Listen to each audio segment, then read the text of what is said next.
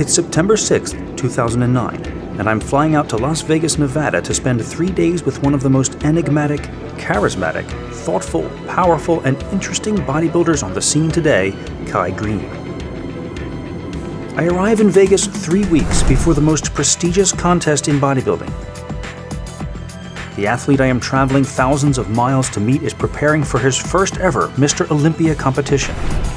All eyes will be upon Kai as he takes the stage against the most formidable physique competitors in the world. This is the contest that launched the career of Arnold Schwarzenegger.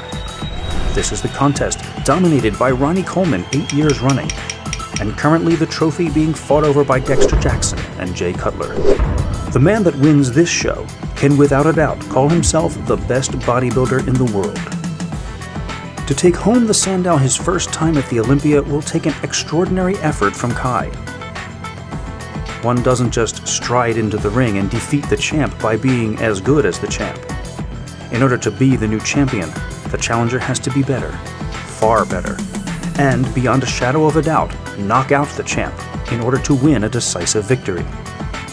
I will spend 3 days in this mecca of decadence, experiencing bodybuilding at its highest level and exploring the mindset of one of its brightest stars. For Kai Green, life has never been easy. Growing up on the cold streets of Brooklyn, New York, in and out of institutions and foster homes, Kai Green has had to overcome many obstacles to get to where he is today. To prepare himself for his first Olympia, Kai Green will test his body, his mind, and his spirit. During his 7 weeks in the blistering desert heat of Las Vegas, Kai will confront his most difficult adversary and find his greatest strength.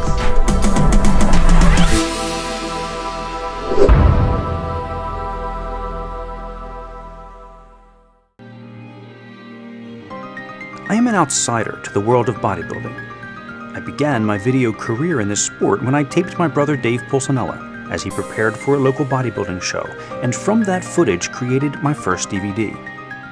Since then, I have covered bodybuilding as a professional filmmaker and have created several full-length documentaries. With each video I make about bodybuilding, I learn more about this extreme, sometimes crazy world.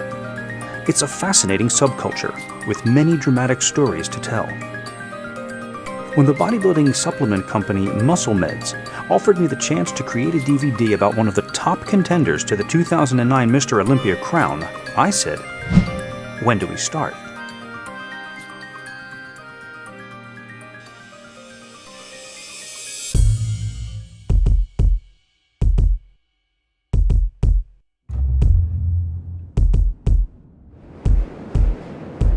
Who is Kai Green?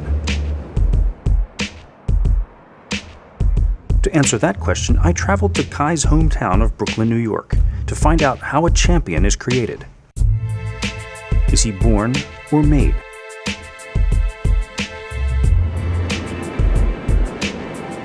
For most men, greatness is a quality that is earned with hard work, study, and perseverance.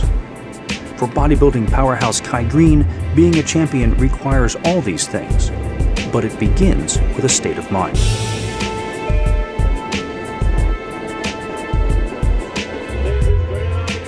I arranged to meet Kai here at Fifth Avenue Gym to get to know him and his trainer, Oscar Arden, and begin to get some insight into their methods and philosophy during their last workout before they leave for 7 weeks of intense training in Las Vegas. Fifth Avenue Gym is an underground, hardcore, no-frills, old-school establishment. Kai greets me warmly, and I'm pleasantly surprised when he tells me that he's seen my work. We talk for a few moments, and I'm not surprised to find that he is deeply philosophical about his current challenge. This whole game is about being a champion of mind, being in control of your own thoughts. Mind is everything, and the most powerful thing on this universe, in the omniverse, is the power of thought. I think if you look at creational theory, they'll say, you know, the Creator spake it, and it was. Let there be light, and it happened. You know, I think that's what we do. When Oscar arrives, it's time to get down to business.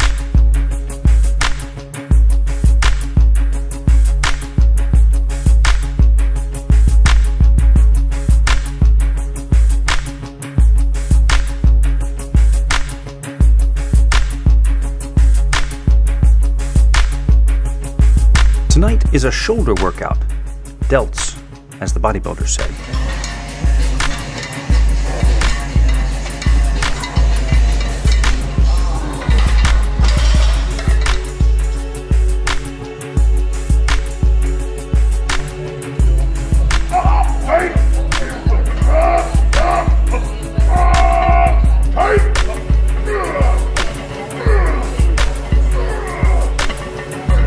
As I shoot, I am immediately impressed by two things: Kai's amazing strength and his intensity.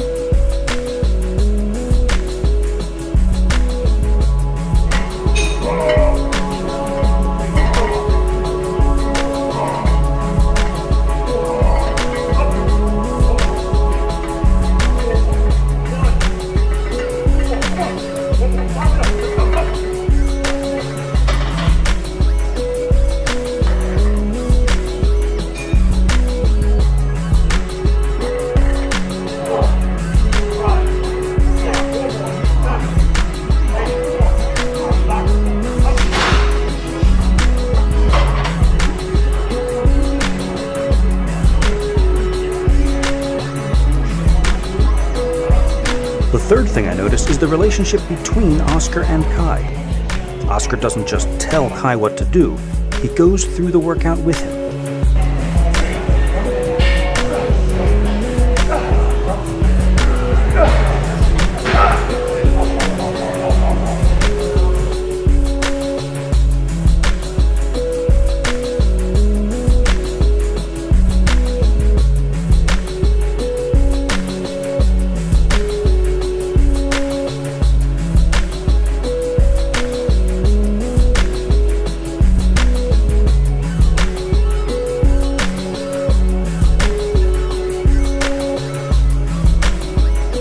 There is also an unmistakable fatherly or brotherly attitude that Oscar has towards Kai. It is a training relationship unlike any I've ever witnessed.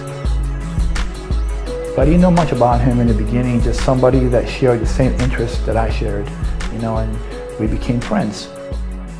As we became friends, I know that he had a lot of potential, but I guess he lacked a lot of the guidance. He was kind of rough around the edges when it came to nutrition and training and certain aspects of life, I remember Kai when he was just a little one, when he was competing at the, 94 Delaware show?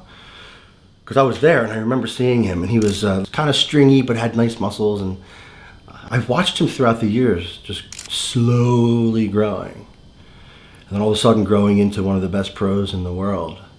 I always knew he had that potential. I thought so, even back then. Kai Green. I saw Kai Green a long time ago. He was competing probably as a middleweight, somewhere in the neighborhood of 176 pounds. And he's small, but he is just put together. Every body part was there. He had sweep on his quads and little waist and a big back. And he posed way different than anybody else. Over the years, Kai has built on his promising framework, adding many pounds of muscle, turning pro in 2004, and winning several major titles, including, most famously, the 2009 Arnold Classic. Despite all of his success, it is clear that he is not taking the Olympia lightly, and is grateful for Oscar's presence. Man, honestly, we just got so much riding on this part of it. I depend a great deal on Oscar, because honestly, this is new territory even for me. He's more really like a brother, like a younger brother, and I care and I love him very much. My mother considers him like a son. My children love him. My wife, just amazing. Whether it was bodybuilding or not bodybuilding, we had the same relationship. It just happened that bodybuilding connected us. everybody on a team has an assignment. A successful team, I think, is successful because the people that they have delegated to carry out specific tasks, they're doing it and not falling short. I do need for him to take this to the ultimate level and totally devote himself 100% physically, mentally, and spiritually to the task at hand without, involving, any other things or any other elements that come into that it can easily come and interrupt. So it's about being totally focused, and dedicated and not allow anything to come in and take any energy away. That's how it's gonna be,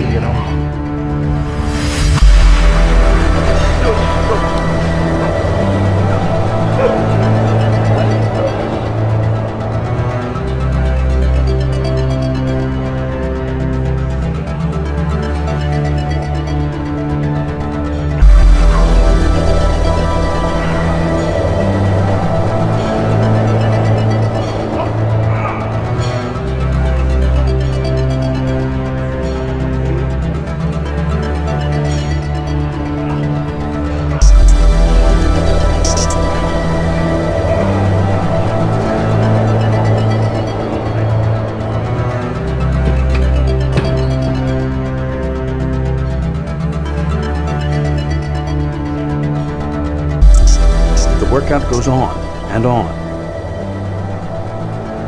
It is a brutal attack on Kai's shoulders from every possible angle.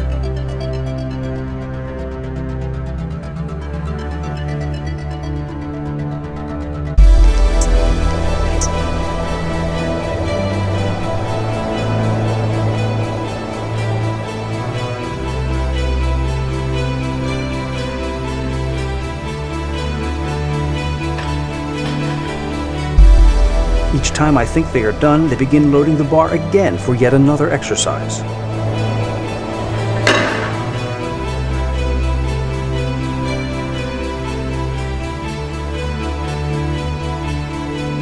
This is one of the longest, most intense workouts I've ever witnessed. And it's only a shoulder routine. I find myself wondering, how does he keep going? Where does the energy come from? The answer I get is surprising. In the midst of all this positivity, there is a dark side to Kai's philosophy as well. I find out about it when I ask him about Ronnie Coleman.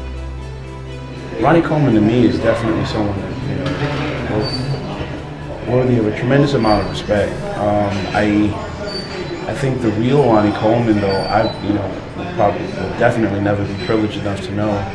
Where does a man have to go in order to put 800 pounds on his back and say, I'm gonna squat down to the floor and stand up as many times as I can before, I pass out or, blow something out or, just the rage that would have to be there, inside that,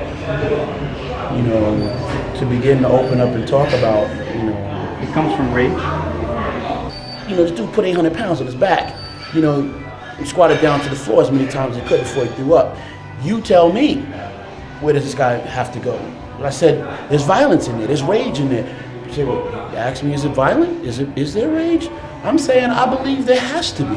Because I just don't, until you try to put 805 pounds on your back and squat down to the floor, then you realize, I really there's something else that has to be motivating me to do that, because there's no way I can do that and say I'm a nice guy. I might be a nasty motherfucker behind the scenes, and I might be ready to really be able to call on that when I need to, and that's what makes me proficient at my job. Should it be being a linebacker? Should it be being a man outside on the line fighting for the country? Or, should it make me a good cop? Or would it make me, a good athlete right now? I think there's a psychological profile that I think, if you really explore it, it probably would alarm people to think about, who this guy must really be. Because you cannot be just a very simple person to explain, a simple person to understand, with that kind of ability.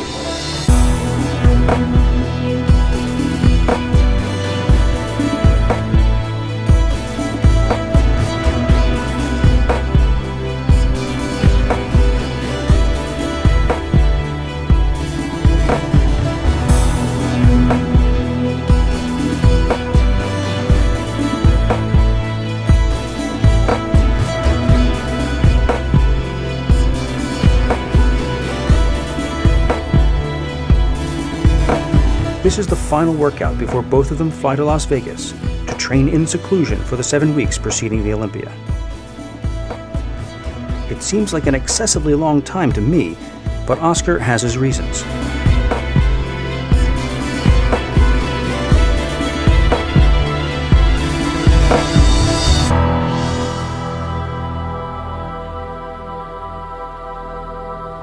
Like soldiers go away to Iraq, so their families have to go, that's the type of, what they have to do to perform. You can't be worried about your wife, your girlfriend, you can't be worried about your bills. You have to, focus, on the enemy and attack and destroy, and this is the goal that we have, and this is what we have to do. It's like a camp. It's more like a Bacchus training camp. You get up, you have your meal, your cardio, your training. It becomes away from distractions, away from drama, away from stress, and just focusing on the task at hand. The Mr. Olympia is the place where the biggest, the baddest, and the best IFBB professional bodybuilding champion of the world sits on his throne. When you aspire to become that, to prove that your best efforts can be met with the honor such as that title,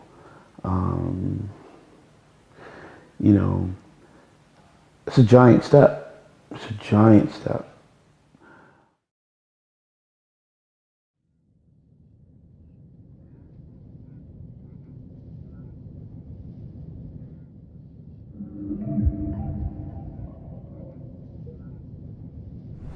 Kai and Oscar have been training in Vegas for nearly 4 weeks when I meet them for a second time. The lush growth of the Midwestern summer rolling beneath me slowly gives way to scrub brush and miles of arid western desert. The cab ride to the hotel that Kai and Oscar are staying in quickly passes by the familiar sights of the Strip and enters a somewhat barren and desolate industrial park. The hotel, though clean and modern, is a far cry from the luxury hotels, which can be seen off in the distance. There is no restaurant, no casino. Before heading with them to the gym for our first video session, I meet with the Mr. Olympia contender and his trainer in their room. Rather than interrupt them with an invasive interview, I decide to hang back, observe, and get into the rhythm of their lives. I am immediately struck by the somber atmosphere.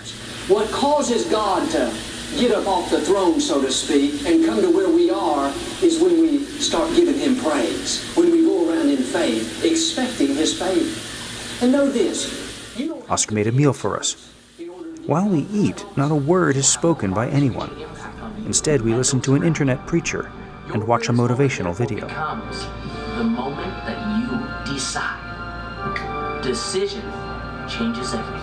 Oscar had done his homework and had brought with him a library of positive reinforcement. These CDs and DVDs would form the soundtrack of my entire time here with him. That's trying to keep you down. With a small adjustment in your attitude, it'll be the very cloud God uses to shower His blessings and favor. When we feel this heaviness, especially when that discouragement's trying to follow us around. All the forms that man fashions with his hands must first exist in his thought. He cannot shape a thing until he has thought that thing. When we realize this, we lose all doubt and fear, for we know that we can create what we want to create, and we can get what we want to have, and can become what we want to be. Watching Kai, it seems like he's in a constant state of meditation. In one of the most decadent places in the world, Kai Green is living a life of self-denial. Amidst the indulgences of the flesh, Kai and Oscar have carved out an oasis of discipline. On our way to Gold's Gym, we drive by the Strip. We are like a bubble of purity, passing through a corrupt artery. Fix every word upon your memory and meditate upon them until you firmly believe. Collect your thoughts, clear your mind.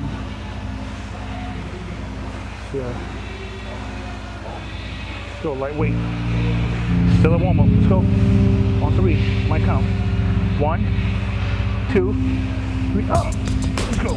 As we get into the workout, I can see that Kai is still training intensely at this point. 3, 4, 5. And Oscar is still working along with him, matching him set for set, if not weight for weight. Good. 4. Good power. Let's go. Good shit.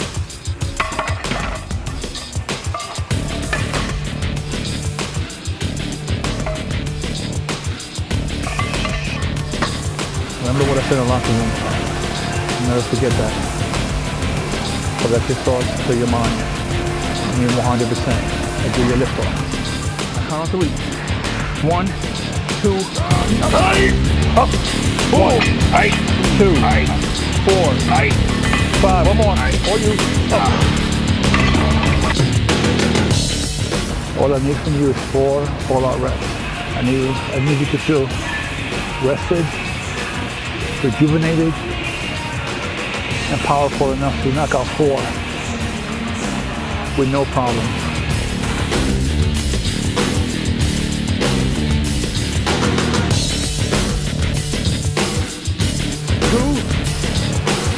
Let's go! Let's go! 4, let's go! Strong! Up! 2! One more!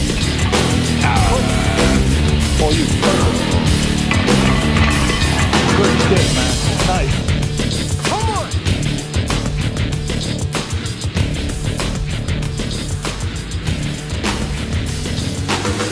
Listen, he reached out.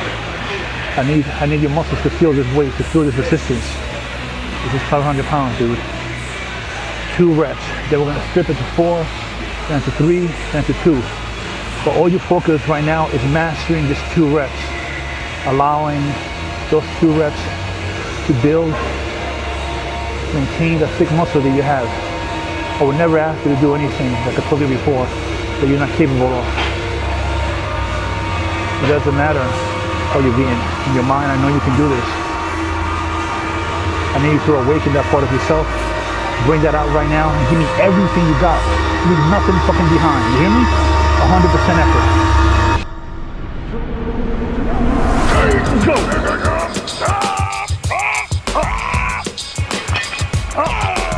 Another one. Up!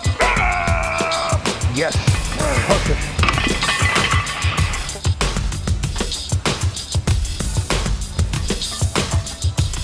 Let's go. 4. Up. 1, 2, 3. One more. Lock it. Back. 2. Up. Let's go. 6. Let's go. Block. 1, 2, 3, 4. 2 more. 1 more.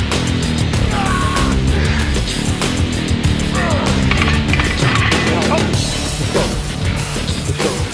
1, 2, 3, 4, 5, 6, 7. 1 more. Lock in. You do the work. You do it. Push. Lock in. Okay.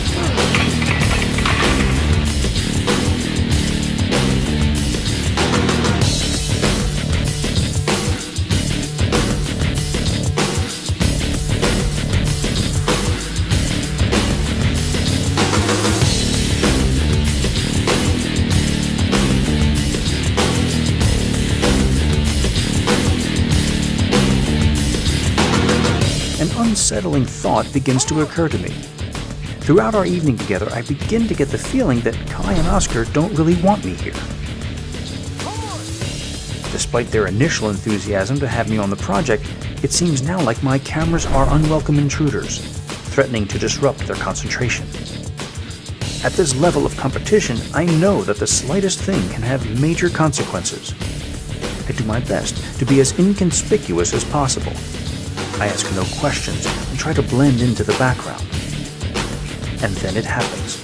During a routine warm-up set, Oscar suddenly falters and nearly drops the weight. He has pulled or torn something.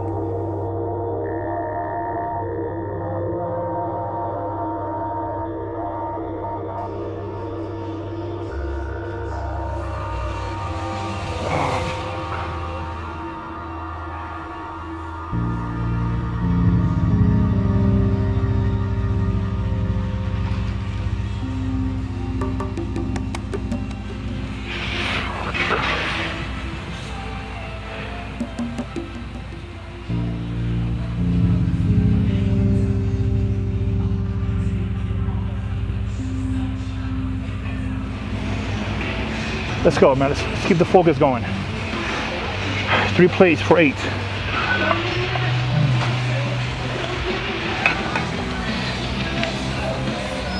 I'm done with this training today. I'm just gonna train you right now. Don't put energy in what's going on with me. I'll take care of this.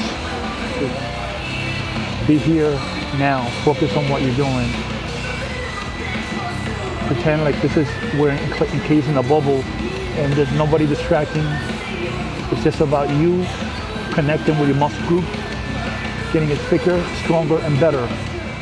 Suddenly, I feel like I am intruding on something very private, very personal. Every documentary filmmaker knows that the presence of a camera changes everything. How much of an effect am I having on Kai and Oscar? And keep it going, all right?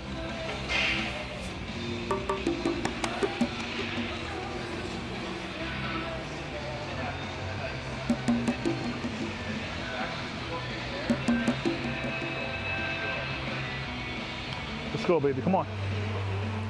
My respect for what Kai is attempting to do makes me extremely self-conscious. 1, 2, 3, up! Let's go. I am becoming afraid that my presence might deflect his trajectory even slightly and cause him to miss his mark. 4, 5, there you go. You aim to receive a certain amount of success and the things that come along with that success. Everything has an impact. There's something to be said for learning how to maintain your calm and your poise. Because, you know, it's all a part of it. 1, 2, 3, up! Let's go. Up. 1, good man. 2, up. One more.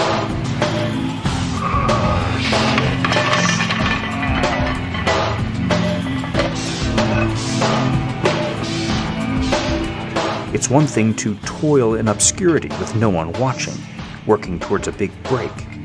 It's another thing to be an elite athlete with sponsorships and money at stake. At this level, the media spotlight is inescapable, even in the somewhat esoteric world of professional bodybuilding. Your privacy becomes a commodity. The adulation or criticism of the fans is never far from your mind, and now any misstep or difficulty is broadcast for the world to see. Kai's rise to prominence in the world of bodybuilding has happened relatively quickly, and it may be that he has not yet adjusted to the increased scrutiny that this notoriety brings. One of the reasons of being isolated is to be isolated, you know, to be away from everything. And any camera, it could be a distraction. The last thing you want is a camera to catch you at less than your best, you know, because you unveil everything to a camera, especially, you know, getting ready for a show. It's a time that you're vulnerable. You know, your calories are low. Your whatever energy you do have, you're putting it in your cardio and your training, and you don't have much left. So to deal with anything else that may seem a distraction, you have very little patience and energy for. Kai seems to get himself under control tonight and finishes this chest workout strong. But I worry what tomorrow will bring. Driving back to the hotel, Kai and Oscar are even more subdued than before. Along the way, we pass the hotel where the Olympia will be taking place.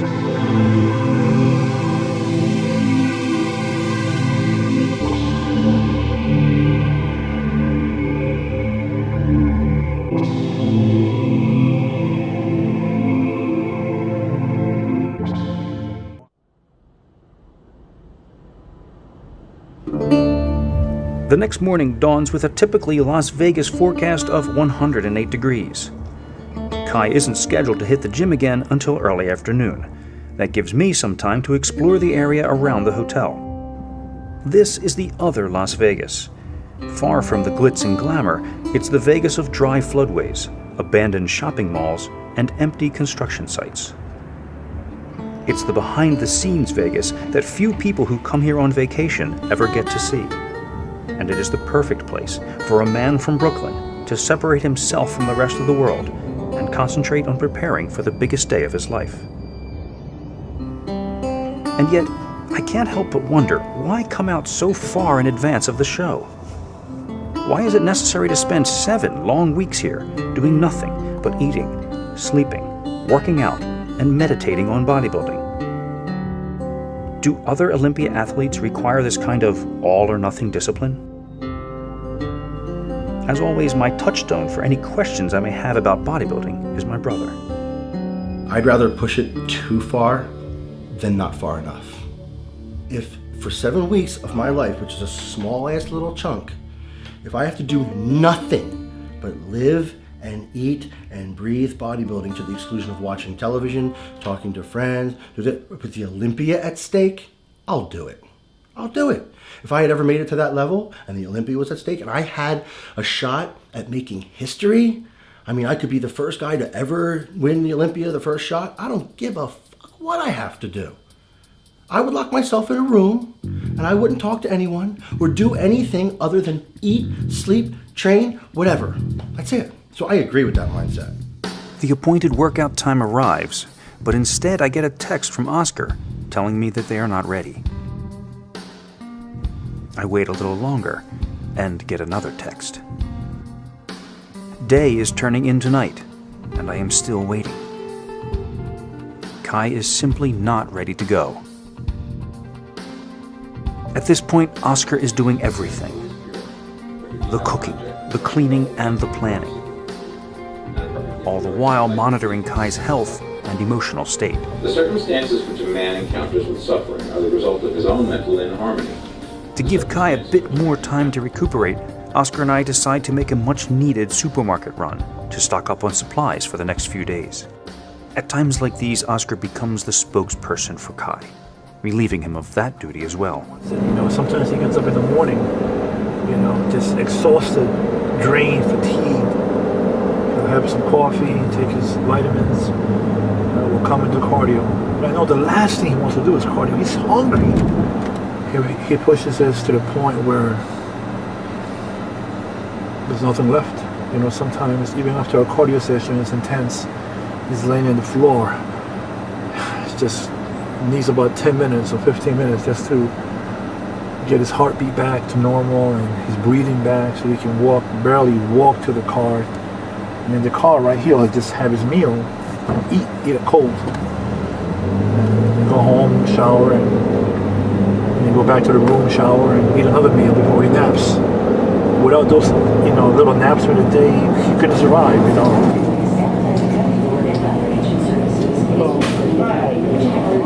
I called for 40 pounds of lumber.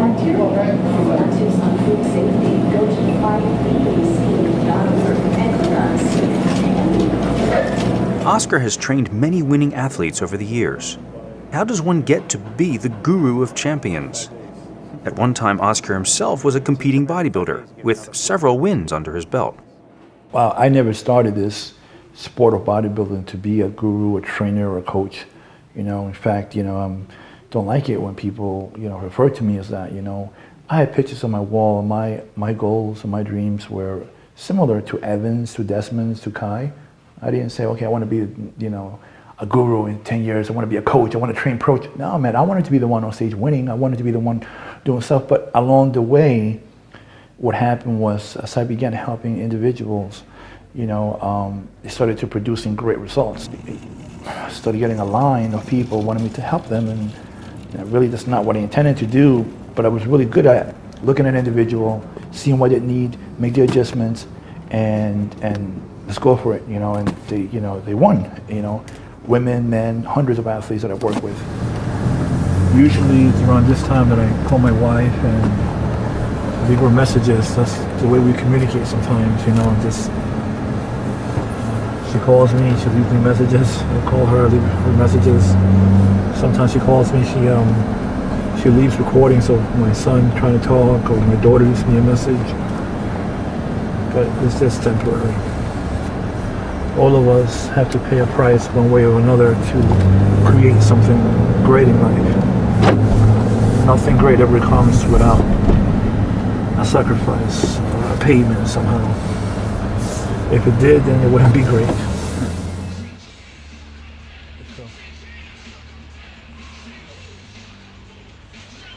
It's 10:11 p.m. Nearly 12 hours have passed since our original scheduled meeting time, and Kai is finally ready for a leg workout. 8, 9, 10, 11, 12. However, 13. Oscar informs me that he won't be squatting tonight.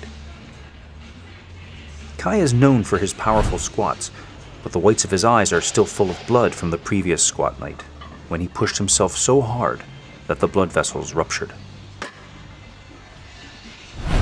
3, Despite this setback, the work must go on. 2, 3. The Olympia draws ever nearer, and time is running out. 8. Come on, 2 more. 9. 1 more. Nice.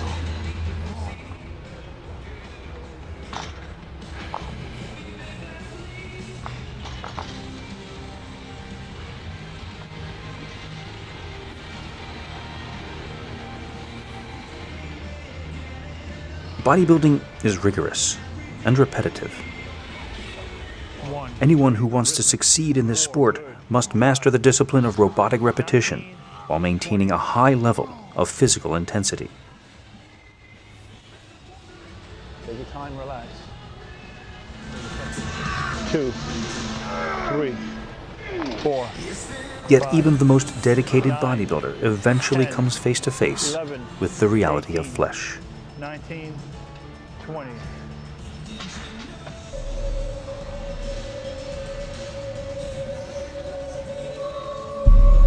Tonight, Kai is crashing into the limitations of the human body.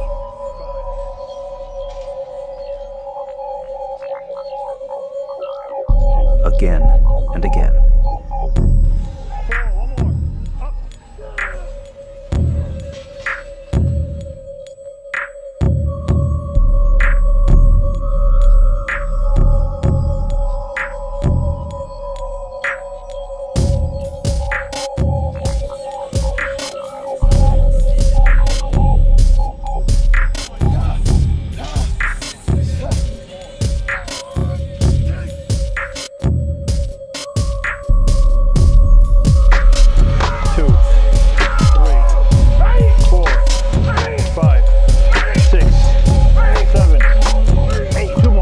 At this point, there is no Kai without Oscar. It seems like Kai has given himself over to Oscar completely. Catch your breath. On my count, begin. 5, 4, 3, 2, 1. Let's do it. 1, 2, 3. 2 more. Let's go. Number 1. 1 more. Up.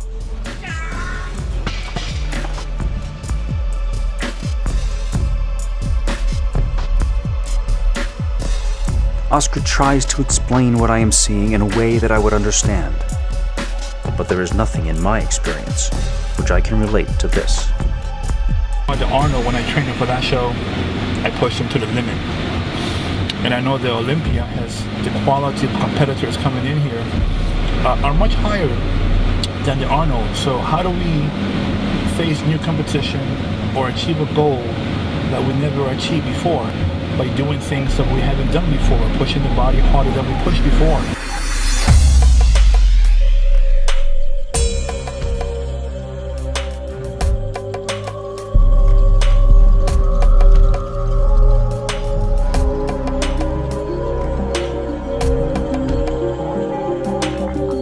The responsibility now resting on Oscar's shoulders is as staggering as the weight Kai must continue to push with his rebelling body.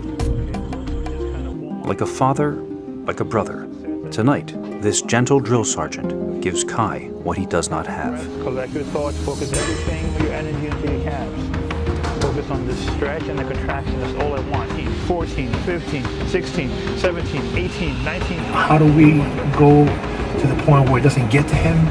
It's in his mind. So this is where it becomes similar to like a monk in a monastery, because it becomes very spiritual, it becomes very mental.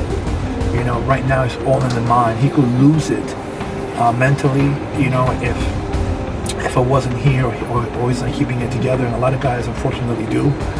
But right now, the only way he's going to keep it together is to keep his sanity, to stay focused, and the ability, you know, to be a mental warrior, to be a mental beast, and because he wants to win so bad, he'll go through whatever uncomfortableness in order to succeed. Eventually, Kai's frustration with himself and his mortal flesh gets the better of him.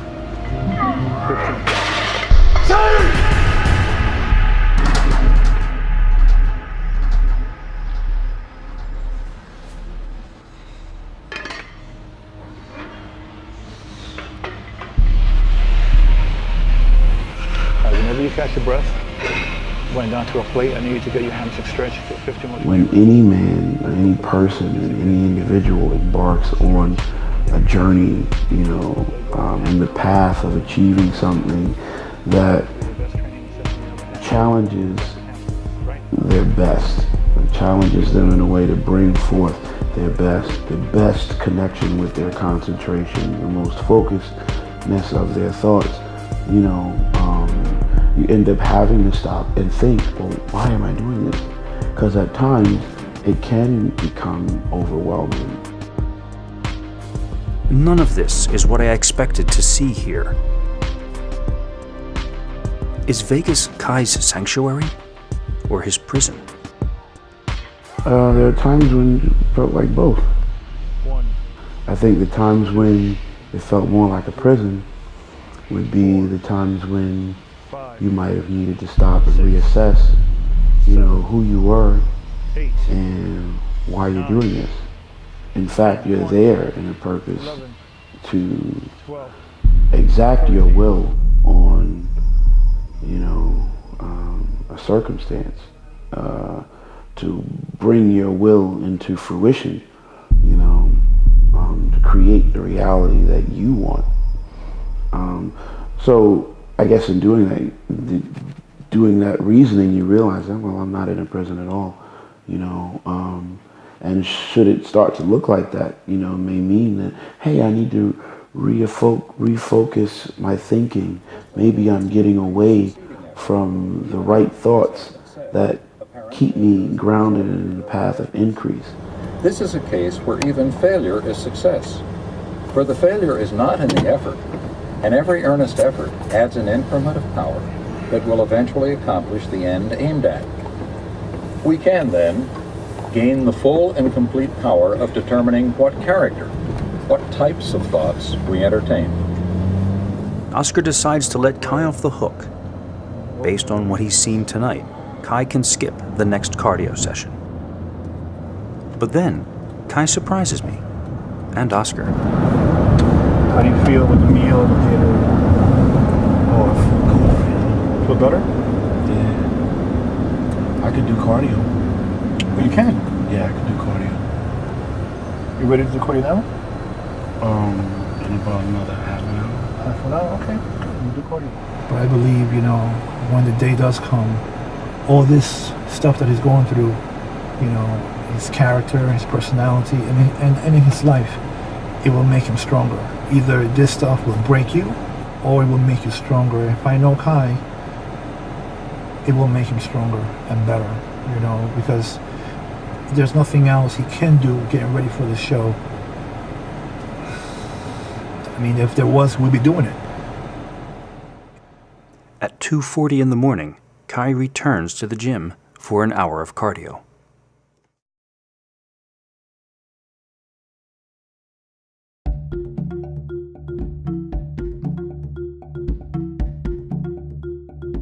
By day 3, I've realized that Kai's schedule is no schedule at all. Meals are cooked and eaten according to Kai's needs. If he's not ready to go to the gym, it's back to bed, eat another meal, and try again. A lot of people go sometimes by a schedule, or if they're working with a coach or a trainer, they're going by what the God tells them. You know, I go basically by what his body tells me. I go according to what his needs are, not, you know, trying to put into a format of what I want him to do. But I do have some theories and ideas, but basically sometimes they go out the window because his body dictates he needs something else. I have one more workout to catch on tape before I fly back to the East Coast. At the request of the publicity department of the Olympia Committee, I'm asked to get some physique footage to make a promo for the show. That means no sweats. The entire time I've been shooting Kai, he has kept himself covered, but I expected that. From what I know about him, it is his way. Oscar explains. You know, for us and for him, it's about self-mastery. It's not about, putting trunks on and going to the beach and flexing or walking around with a tank top. But you see him very covered up. You know, like most people who gain a little bit of muscle, they want to go ahead and display it to the world. It's not like that. Some people get a kick of training in a tank top, looking at themselves in the mirror. Right. It's not that ego for him. There's so much ego in the sport of bodybuilding, and anybody that I work with, whether it's Orville Burke, Kevin English, Evan Centopani, Desmond Miller, Kai Green, they don't have that ego that's about them, At the gym, Kai is clearly reluctant to expose himself this close to a show. However, this is the elite level of bodybuilding, and once again Kai realizes that certain demands must be met. Stripped of his red hoodie, he goes through a shoulder and arm workout for my cameras.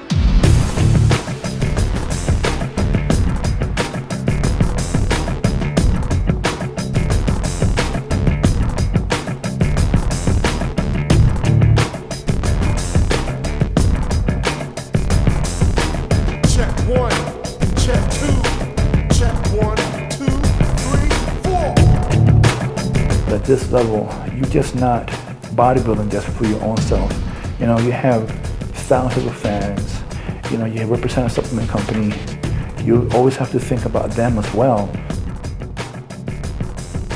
You climb into the trenches of aiming to be a fruitful athlete in this sport, and you aim to receive a certain amount of success and the things that come along with that success. You gotta be able to give them just enough, and still keep your sanity and still do the work you have to do, because without them fans, there will be no show. And they want to be able to see, capture a little bit, get a little bit in the person's life. And, but they also understand that kind of too much, it becomes a distraction to the athlete, You want to, work with and be sought after by people that potentially can help you, help your career. You want to have the top supplements available to you. And all of these things, there are realities that come along with that too.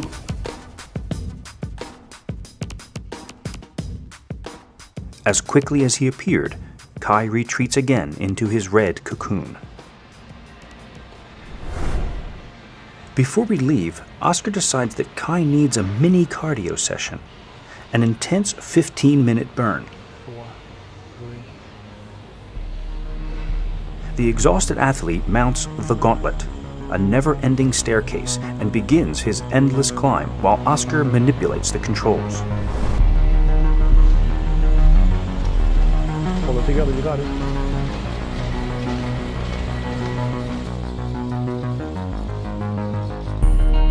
Now faster, now slower. Oscar times the intervals, shocking Kai's metabolism even further into fat-burning mode.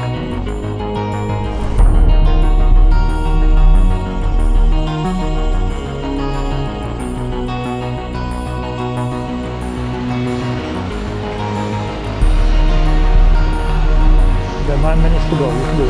We'll do it. No problem.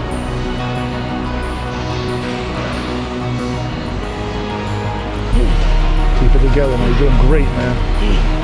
Looking good, man. Excellent.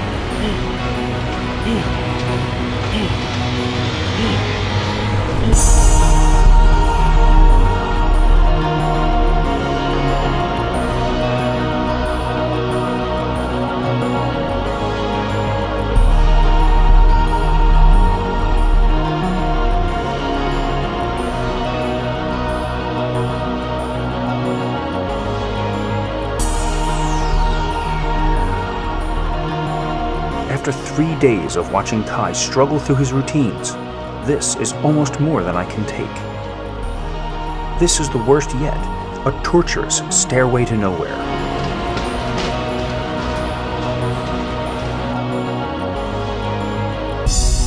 Images and words from the past few weeks of shooting begin to pile up and come back to me in a flood. There's something going on here, something I'm missing. This is where it becomes similar to like a monk in a monastery. Very spiritual. All the forms that man fashions with his hands must first exist in his thought. Watching Kai, it seems like he's in a constant state of meditation. He cannot shape a thing until he has thought that thing. Creator speaking, and it was. One of the most decadent places in the world. Nothing great ever comes without a state of meditation. Then it occurs to me. 7 weeks. 7 weeks. Of course. Why didn't I see it before? 7 weeks in the desert is about 40 days and nights in the desert. Suffering amidst temptation. Do you know someone else that did that? Well, I had no clue about drawing biblical parallels at all with the movement out there. I know that it's interesting. See, I didn't see it as suffering, and I didn't set it up in my mind to go suffer anywhere. It may have look like suffering, but just to get up and do cardio, personally, I don't see it as suffering. You have 5 seconds to go. That's it. Number one, I like cardio. I like to train. I love to exercise. I think that to do it under deficit of calories and other things is something that can at times become more difficult naturally on your body, but never did we start out with the negative in mind.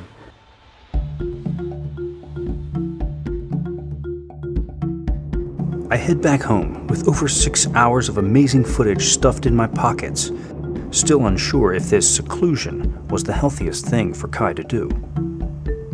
It will turn out that my concern for Kai is warranted, but not for the reasons I think.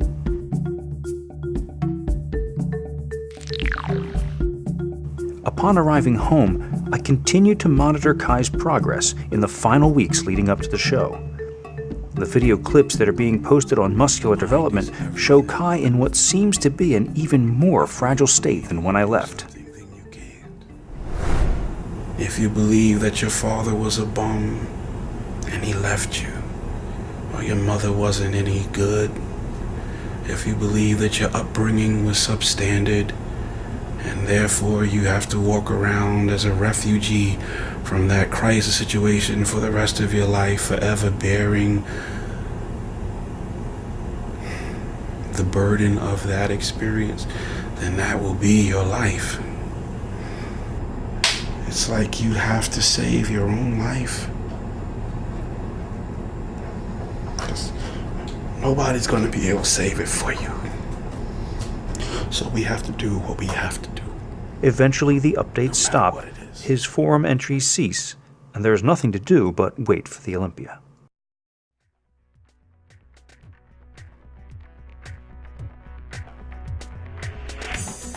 The big day finally arrives, the Olympia. The best bikini, fitness, figure, and bodybuilding competitors in the world are gathered here in Las Vegas, Nevada to decide who will be their champions.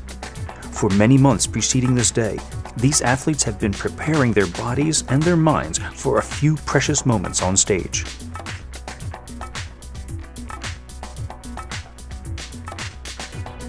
All of the biggest and best known names in bodybuilding are here.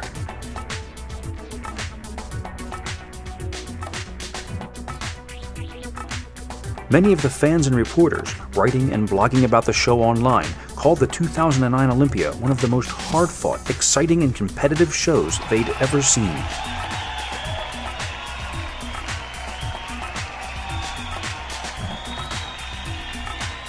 As expected, Kai takes the stage for his posing routine with his usual flair.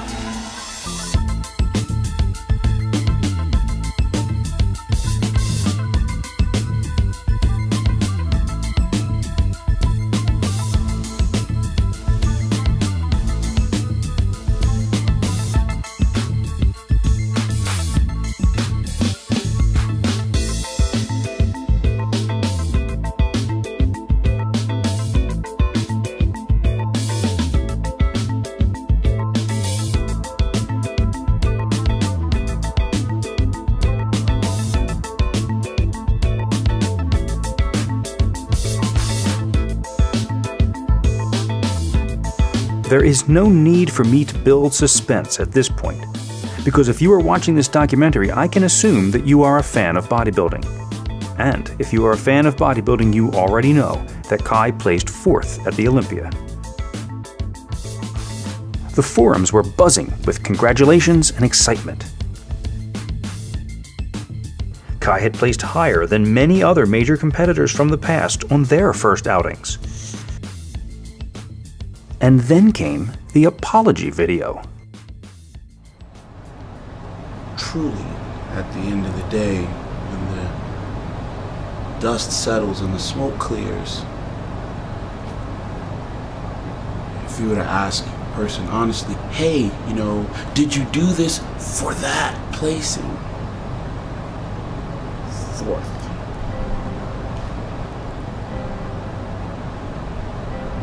The answer that resonates loudest, at least in my heart right now, is no. This didn't make any sense to me, and so I did some research to find the placings of past Olympia competitors on their first outings. What I found shocked me. Victor Martinez, first time at the Olympia, 5th place. Jay Cutler, first time at the Olympia, 14th place. Dexter Jackson, first 3 times at the Olympia, 9th place, 9th place, and 8th place. Ronnie Coleman's first 4 times at the Olympia, 15th place, 11th place, 6th place, and 9th place. As far as I could see, top 5 was a reason to celebrate. Yet both Kai and Oscar were very disappointed. I needed to understand this. I needed to know what was going through Kai's mind as the placings were announced. I'm focused on the end result. The end result is, you know, I'm going to shake Joe Weider's hand. I'm here with, I didn't imagine the sandow every night before I went to bed. I'm sitting there holding the sandow. I know how much it weighs. I felt its coldness against my skin. I've done all the imagery work. This is the first thing I thought about when I got up in the morning. The last thing I thought about before I went to bed at night. I've kept my journals. I've stayed focused. I've gone to bed hungry. I've gotten up and did cardio the first thing in the morning. I've eaten nothing after doing cardio before going to bed at night. My body fat levels are excessively low. And in 4th place, you look at somebody else. Kai Green! I say your name and, you know, you haven't seen, you know, Branch walk up or Dexter or Jay yet, but they just said your name and they want to hand you something, and, you know, that's all a blur at that point. Like, what? I don't, at that point you stop clapping, you know, you're in shock. Well, Branch still, they didn't say nothing about Branch. Maybe there must be a mistake.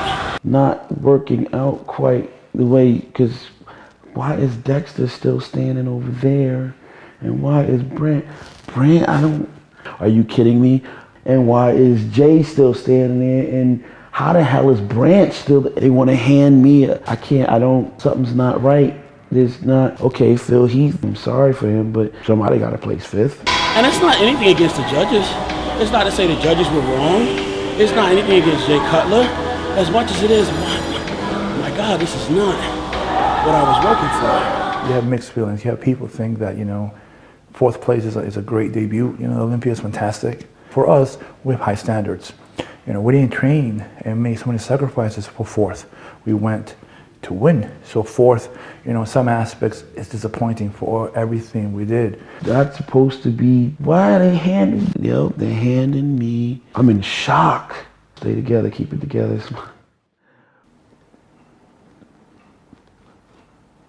But Branch is still standing over there next to Dexter. Some woman comes up to you and hands you You smile and I'm gracious about it, but I mean, I'm just waiting for what I ordered. This is not what I ordered. There's got to be a mistake. There's a mistake.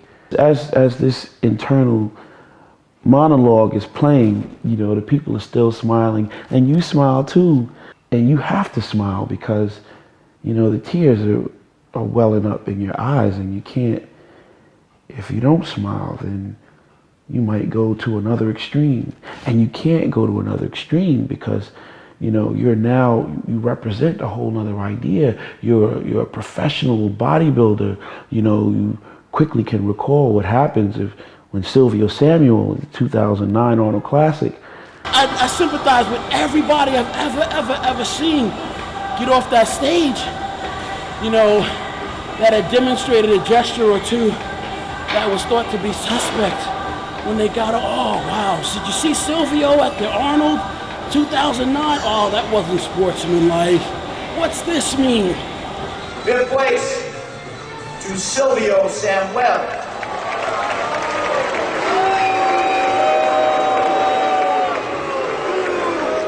What's this mean? Man, in that moment, I could tell you what the that meant.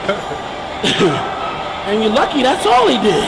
And if you'd have told me that these efforts would not be met with the end result, then why the is Dexter still standing there? You know, Joe Weider's already come out, and at this point, he's now, you know, shaking hands with Jay Cutler. There's been an explosion or something, and confetti or some shit, you know, and all you know is, this is not you, you know.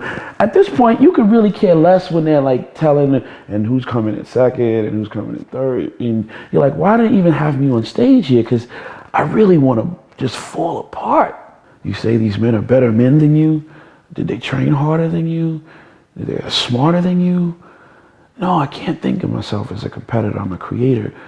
Well, maybe the package that I created wasn't good enough. What went wrong? And then you realize, yo, in order to think like that, you have to totally forsake everything that you learned while in this camp. These lessons that are the fundamental principles that all of your past success stands on. You can't question it, but you have to question it. It's a dialogue now because it's not a monologue, because you're questioning and answering in your mind. You got this whole duality thing going back and forth. My knees feel like they're about to buckle. Yo, it takes everything to like give an interview after that. You're led off the stage into a darker place, you know, as you're walking down the steps, and you almost can mistake that for a place of refuge and peace. And just as the tears begin to fall, and there's people with cameras. You came out, you had an aura of confidence about you, it seemed they worked you, and they moved you around a lot. Was this one of the more strategic plays by the judges, or what do you think was happening with you when they called you out with those guys? You walk off the stage, you're expecting to like have that moment to yourself. Nope, camera in your face. So are you happy with your place? What are you, asking me a loaded question? Do you want to see me play myself right now so that they can vilify me on web blogs later? In that moment, you hate them and the camera, and you hate the light that won't allow you to hide in this moment and be vulnerable. But this is what you asked for. You're the pro athlete in the spotlight. You're at the Olympia, you know. And just as that same camera and spotlight would be there when you triumph, it's also there when you have a moment like this. But there was more here than just simple disappointment. Faced with their first time at the most prestigious bodybuilding competition in the world, Kai and Oscar let the whispers of well-meaning insiders cause them to change their game plan.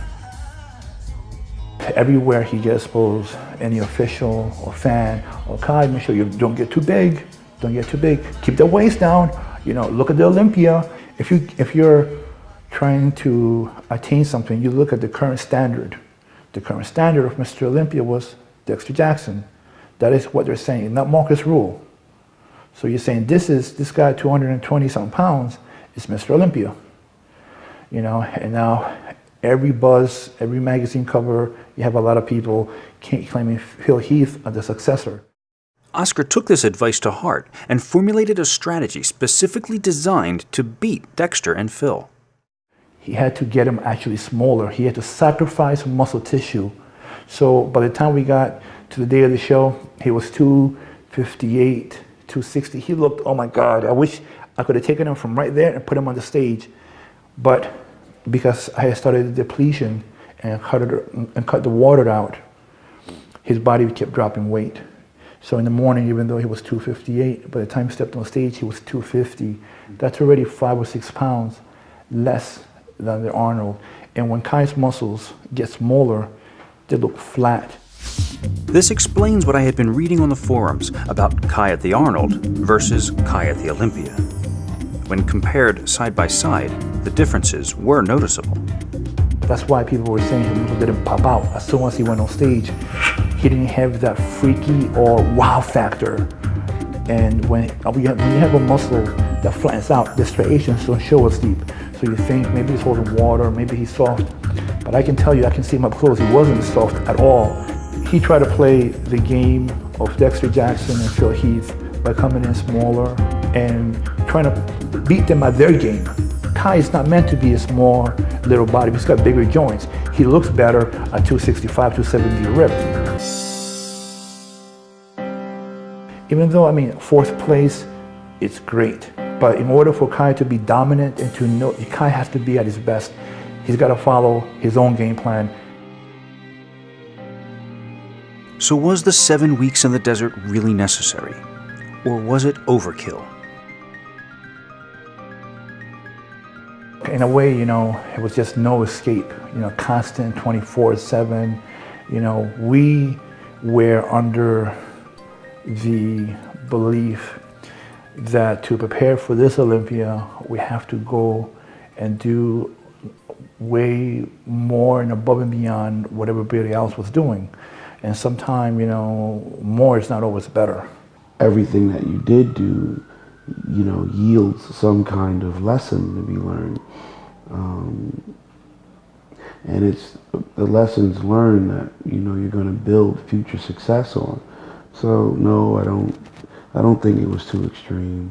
I think it was a stepping stone towards future success. But, you know, what we did is try to play their game and see if we could beat them at their game. And what happened was, yeah, we beat Heath and we almost beat Dexter, but Jay came in big and massive. Branch came in big, ripping massive. And because they did what they had to do at their best. So in a way, we felt we gave the Olympia away to Jay. He's holding it for us for 1 year. We'll get it back to him next year.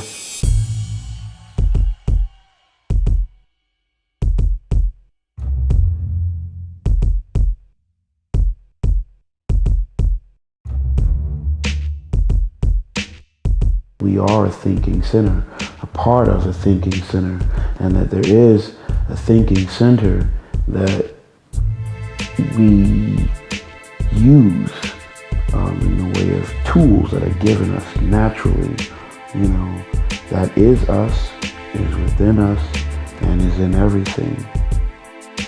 Failure is but a chapter in a man's life. It is not the whole story.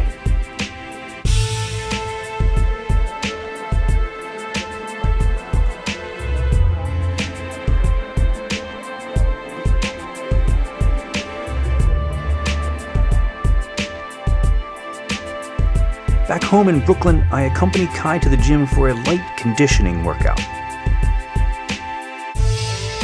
This is his first time back in the gym in 3 weeks. His body needed to recuperate from his long ordeal. He seems to be in much better spirits than when I saw him last. I was relieved to see that videos posted after the Olympia showed the playful Kai we've all come to expect.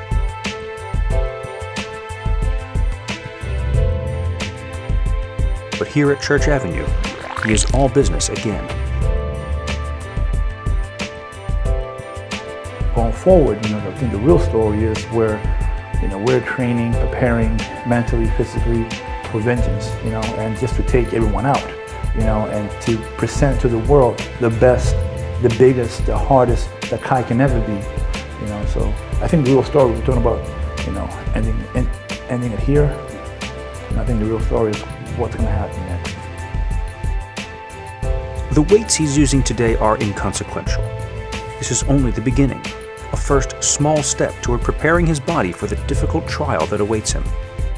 A resetting of the clock and a look ahead toward the Arnold Classic, where he will defend his title. Fourth place is really at this level, it's really beneath what he can do, because I always figured Kai to be a fine-tuned car, and for the first shows, even the Arnold, I just pushed that gas just a little. I haven't pushed him to see what he can really do. There's a lot left in that human being in the sport of bodybuilding. In the past 3 years, he rose from taking last in a pro show to winning, you know, the Arnold Classic, the New York Pro, the Colorado, the Australia, and taking fourth. And even though we messed up a little, still taking fourth. Within 2 months, Kai will be back to pushing the heavy poundages he is known for. And I will be there too, continuing to chronicle the rise of this creative competitor for part 2 of this DVD series. You know, I mean, I'm not a Buddhist monk. You know, I'm a person aspiring to become, you know, a better athlete, more proficient at my craft as an athlete, also a better man. But, you know, I am in the road to doing that. Will I ever be able to be the absolute, you know, master of all? It's questionable. You know, I can only continue to aim for the target. However, as I am en route or in the process of aiming for the target, it's safe to say that at the moment, there's a lot still to be desired in my own development. And, you know, I'm a work in progress. In Columbus, Ohio, you know, you will see, you know, the Kai Green that should have stepped at the Olympia stage. If he goes back to what it took to win the Arnold, he's a difficult physique to beat. And so Kai Green prepares for the biggest challenges of his career. Part reigning champion, yet still an underdog, the successes and failures of the past are now preamble to 2010. For the sake of the documentary, we end the story here, but very often the end of one story is the beginning of another. As he defends his title at the Arnold Classic and makes his second attempt at the Olympia, the pressures and scrutiny will certainly increase. Can Kai master himself, adjust to the spotlight, and work within it? Will Kai's all-or-nothing work ethic produce one of the greatest bodybuilders that the sport has ever known, or undermine his success? Kai's most challenging adversary is often himself, but he also knows that his greatest strength lies within.